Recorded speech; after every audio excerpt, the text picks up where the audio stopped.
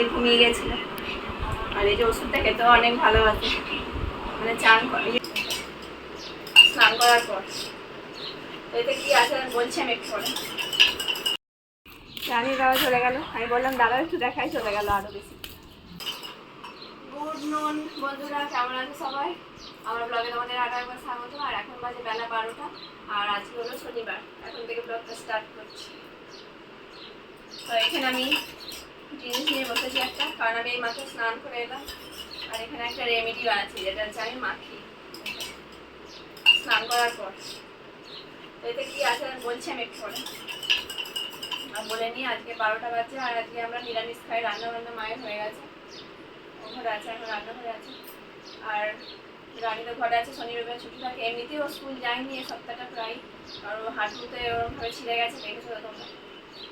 আর লাড্ডু ওইদিকে ঘুমাচ্ছিল, এখন নড়াচড়া করছে। থাক, ওকে এবার স্নান করানোর টাইম চলে এসছে।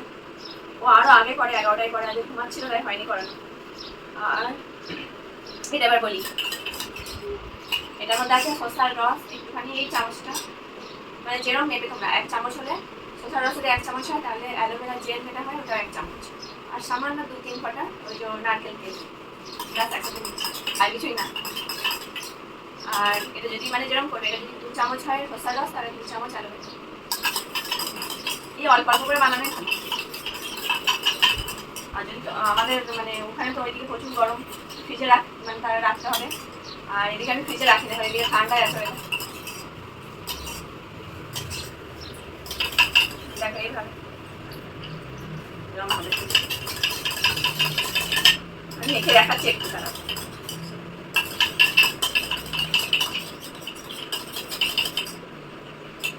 বেশি লাগে না।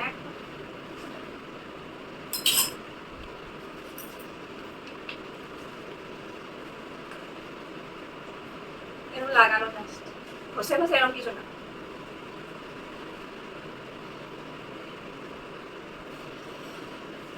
এরকম চেপে চেপে একটু লাগিয়ে নেওয়া।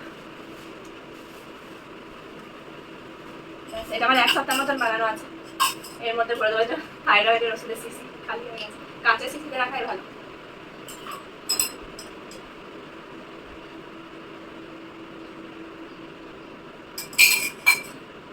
এক সপ্তাহ বেশি হয়ে যাবে।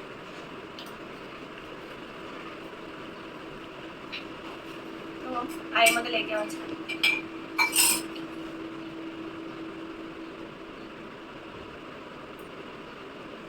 মানে বাড়িতে এরকম কিছু বানিয়ে ফেস ওয়াশ সবই এরকম ভাবে আমি মাখি।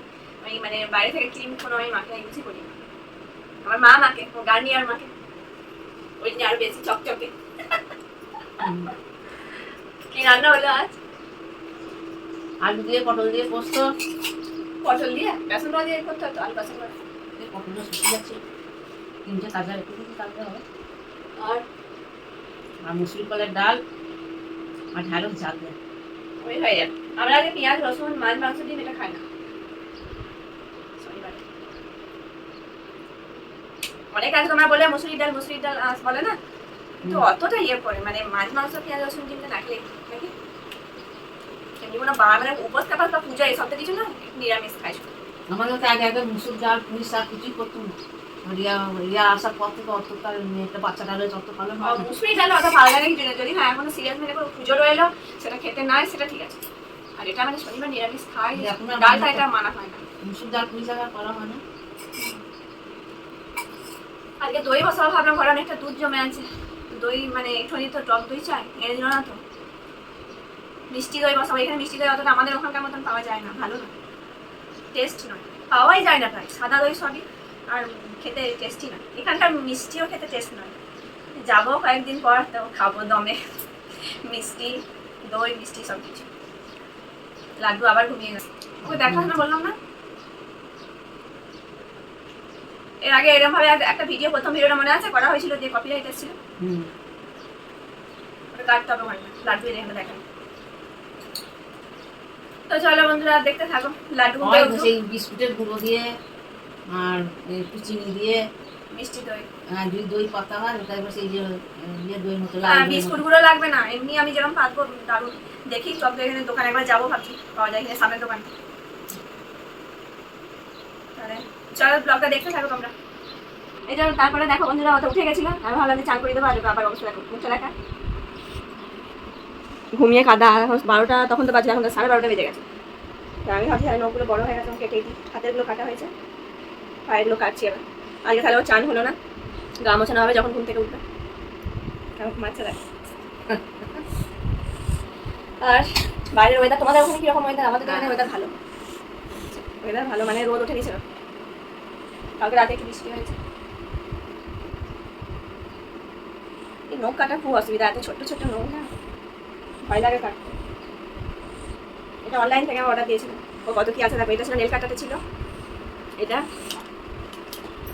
মানে কাটা হয়ে গেলে নখগুলো আমি এরকম করে ঘষার জন্য এটা, আর এটা একটা ছিল মানে এটা ওই নাকের মধ্যে পরিষ্কার করে টেনে আসছে এরকম নিয়ে আসা। এটা আমার ভয় লাগে, আমি এটা ইউজই করিনি এখন। ওর বাবা একদিন করেছিল ইউজ, এমনি করে টেনেছিল একটা।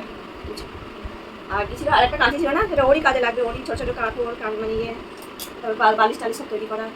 একটা কাঁচি ছিল এরকম, ওটা আলাদা জায়গায় রাখা আছে, এরকম কালারের ছিল। এটা পুরো কত দাম নিয়েছিল জানো?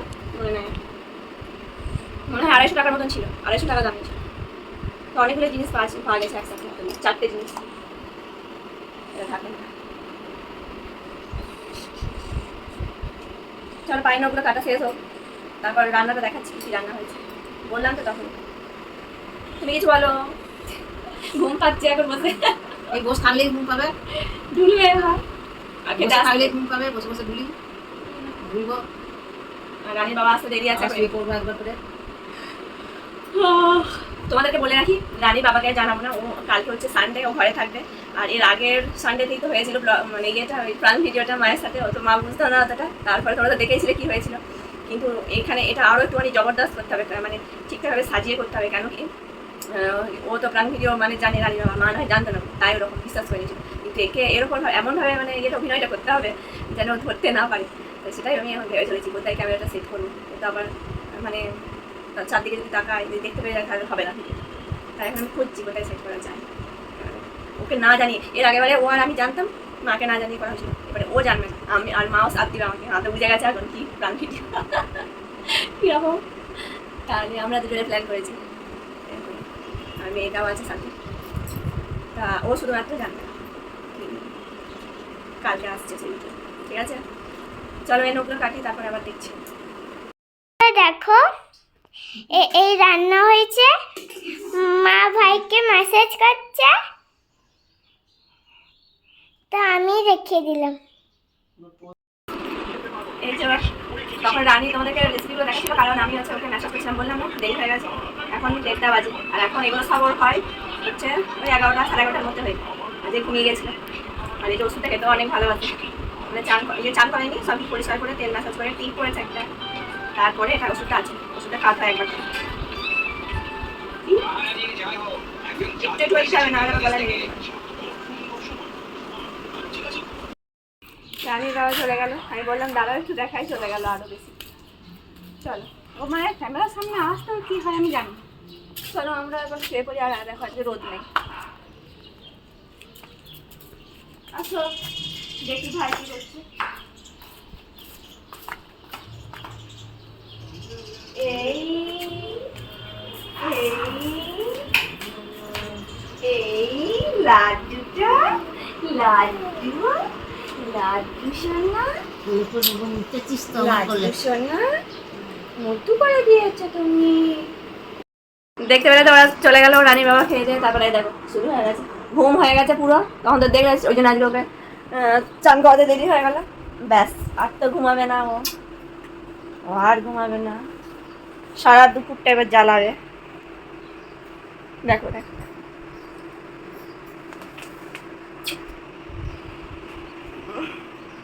তাহলে আর কি, ও ঘুমাবে না, আমরাও জেগে বসে থাকি। মানে ও যে খেলা করবে সেটাও না, ওর সাথে জেগে থাকতে হবে, ও জেগে থাকলে আমাদেরকেও জেগে থাকতে হবে, ওর সাথে রগর করতে হবে, ও একা একা থাকার না। চলো,